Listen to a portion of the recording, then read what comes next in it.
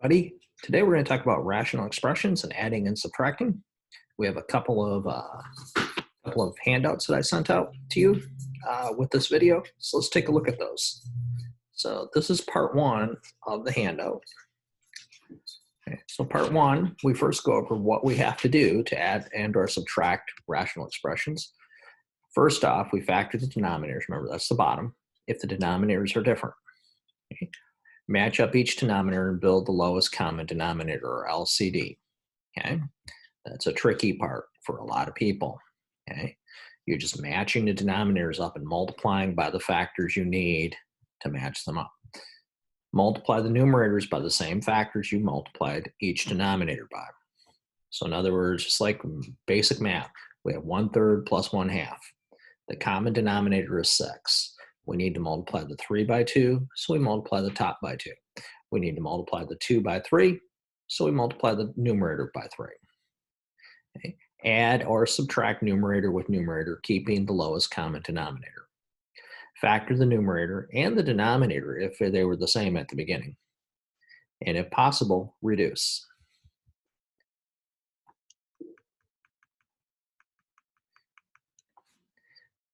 Should be even when the denominators are the same. So let's take a look at this example here. Okay. Let me make that a little bit bigger. So we have 2x squared plus 10x plus 3 over x squared minus 36 minus x squared plus 6x plus 5 over x squared minus 36 plus x plus 4 over x squared minus 36. Note the denominators are the same. So we're going to go ahead and keep the denominator, x squared minus 36. We're going to take the first numerator, put it in parentheses. Parentheses keep you safe here, especially when you subtract. Okay, put parentheses around the second numerator and subtract, and then put parentheses around the third numerator, add. So that when we subtract the second numerator, we distribute the minus. So that gives us x squared minus 36 minus 5. We combine like terms, x squared minus 2x squared rather minus x squared gives us x squared. 10x minus 5x give us 5x. 3 minus 5 give us -2. Minus 4 give us -6. Now, we'll factor the numerator. Need two numbers that multiply to be -6, add up to 5. Those two numbers are -1 and 6. And we'll factor the denominator. Since it's a difference of squares, remember the difference of squares, I'm squaring the x, and I square 6 to get 36, and it's a difference because there's subtraction. It's x plus 6 and x minus 6. The x plus 6 match out. So we end up with x minus 1 over x minus 6. Note, again, since the since the denominators were the same, I added, subtracted numerator, working left to right. Then I factored and reduced. Typically, if the numerator or the denominators are different, we factor right at the start. Here's an example of when the denominators are different. Now note, the lowest common denominator can always be found if each denominator has one factor and the factors are different. So in other words, x times y, or x plus 1, x minus 3. You can multiply those two denominators together, that's the lowest common denominator. So here is another example. Let's take a look at it. Let's swell this up a little bit so we can see it a little bit better. And so we have an example where we have 1 over x rather, plus 1 over y. X and y are different, so we'll multiply the two denominators together, giving us a lowest common denominator of xy. Now we'll build the denominator. Okay, so the x needs a y to be xy, so we'll multiply it by y. When I do that, I have to multiply the 1 up here by y. So that gives us y over xy. The y, I have to multiply by x to get xy. So that means I'll multiply the 1 by x. That gives us x over xy. We'll add y and x together. That gives us y plus x. They're unlike terms over the common denominator, xy. I can't reduce anything there. Remember, I can't cancel the x with the x here because this x on top is attached to the y with addition. Same thing with the y's. Here's another example we might have to do where the denominators have one factor each and they're different. Here we have a factor of y in the first one and a factor of y minus 3 in the second one. So again, we'll put parentheses around the y minus 3. That's kind of a rule of thumb. If it has 2 or more terms, put parentheses around it after you factor, or if you can't factor it. And then we'll multiply the y and the y minus 3 together. That gives us y times the quantity y minus 3, where the y minus 3 is in parentheses. So looking at this y in the denominator, I need to multiply it by the y minus 3. So I go ahead and do that. That means I have to multiply the top by y minus 3. 1 times y minus 3 is y minus 3. Looking at the y minus 3, I need to multiply it by y. So I go ahead and do that. That gives me y times the quantity y minus 3. I have to multiply the top by y. That gives me y over y times the quantity y minus 3. Note the denominators are now the same. Do not cancel anything on this step. That just brings you back to where you started, and you'll be spinning your wheels. Keep the denominator, add and or subtract the numerators. So in this case, we're going to subtract. Nothing to distribute for this y minus 3, so we can drop the parentheses. And we have y minus 3 minus y over the common denominator. Combining the y's, they drop out. That just leaves us with minus 3 over y times the quantity y minus 3.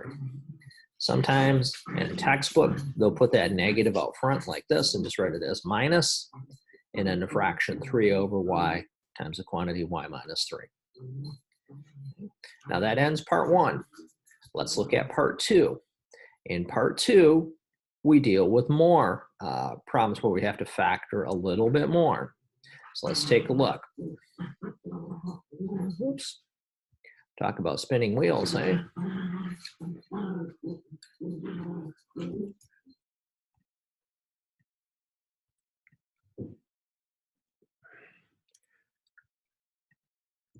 Thought I just, sorry about that.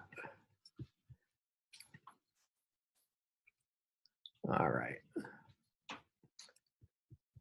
It's going to take a minute.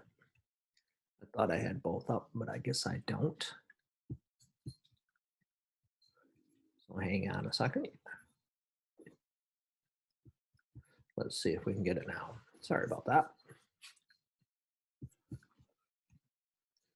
And here we go. This is part 2, when the denominators need factoring. Okay, so let's swell this example up. The reason I had to do this in 2 parts is because these screenshots take a lot of space. And e-learning limits the amount of space I can use. Okay. So we have x over x squared plus 4x plus 3 minus 3 over x squared minus 4x minus 5. When we have addition or subtraction in the denominators, we tend to have to factor. So the first denominator, x squared plus 4x plus 3, we need 2 numbers that multiply to be 3, add up to 4. Those 2 numbers would be 1 and 3. 1 times 3 is 3, and 1 plus 3 is 4. So that gives us x plus 1 and x plus 3. The next denominator, x squared minus 4x minus 5, we need 2 numbers that multiply to be minus 5, add up to minus 4. Those 2 numbers would be 1 and minus 5. Minus 5 times 1 is minus 5, and minus 5 plus 1 is minus 4. So now our denominators are factored. Now let's find the common denominator. I have it here, but let's see why that's the case. So I have an x plus 1 here and here. They match up. I have an x plus 3. I don't have an x plus 3 here, so there needs to be an x plus 3 here. I have an x minus 5 here. I don't have an x minus 5 in this first denominator, so there needs to be an x minus 5 here.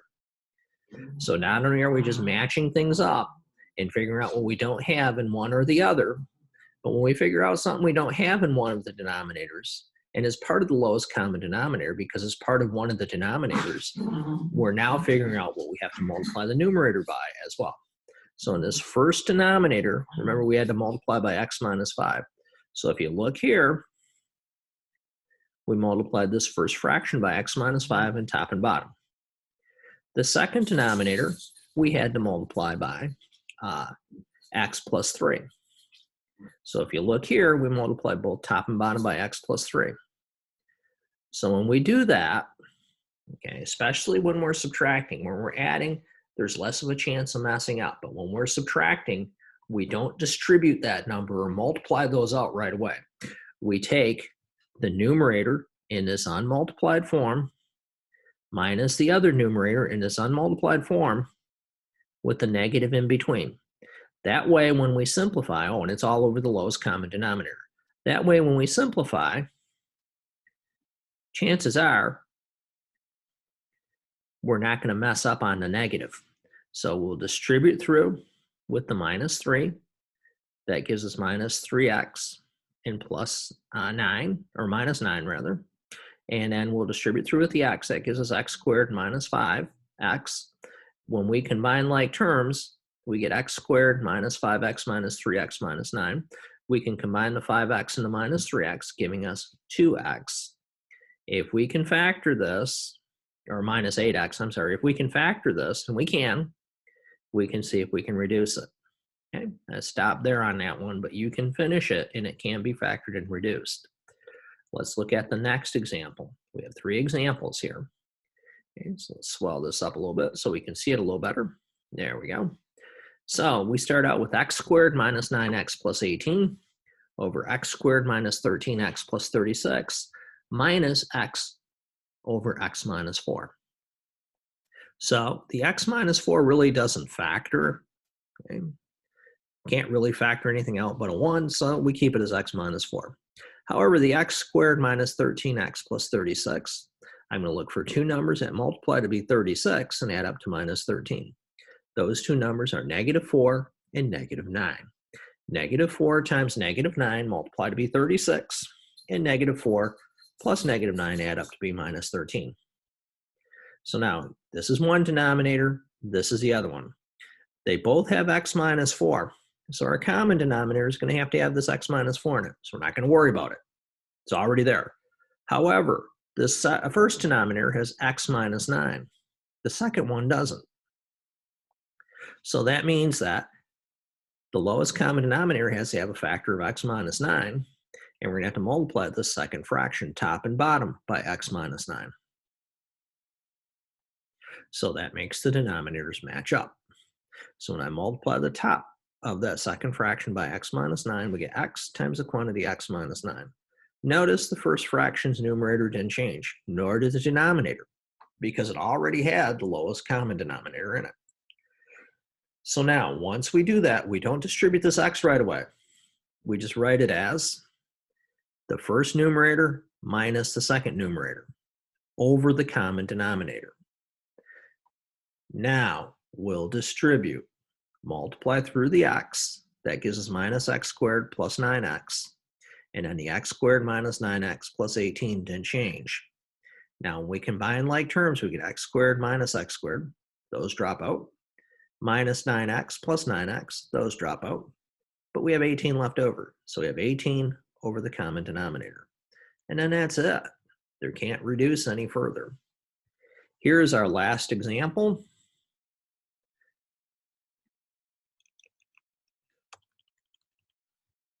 Let's look at our last example here.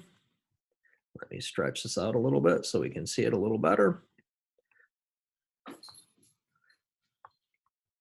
In this problem, we start out with y minus 1 over y plus 1 minus y plus 1 over y minus 1 plus a y squared minus 5 over y squared minus 1. So the first thing we're going to do is we're going to factor denominators rather. Y plus 1 doesn't factor, and y minus 1 doesn't factor. However, the y squared minus 1 is a difference of squares. We square y, and 1 squared is 1. So it's a difference of squares, so it's y plus 1 and y minus 1. Now we're going to multiply this y plus 1 by y minus 1 in top and bottom. We're going to multiply this y minus 1 by y plus 1 in top and bottom. And that's what we have here. Then just like before, okay, we're going to rewrite numerator minus numerator plus numerator, in this case, because there are 3 numerators, over the common denominator. We're going to combine our like terms, and that gives us y squared minus 4y minus 5. When we factor y squared minus 4y minus 5, we get y plus 1 and y minus 5. The y plus 1's cancel out, giving us y minus 5 over y minus 1. This tends to be a rough section for people, so don't get discouraged. Keep on working at it. It's really important that you keep practicing this stuff, okay? And so hopefully this helps you a little bit. Next time we have a video, it's going to be over the equations, and that's the last section we need for this chapter and for the next test. So hopefully this helps. Take care.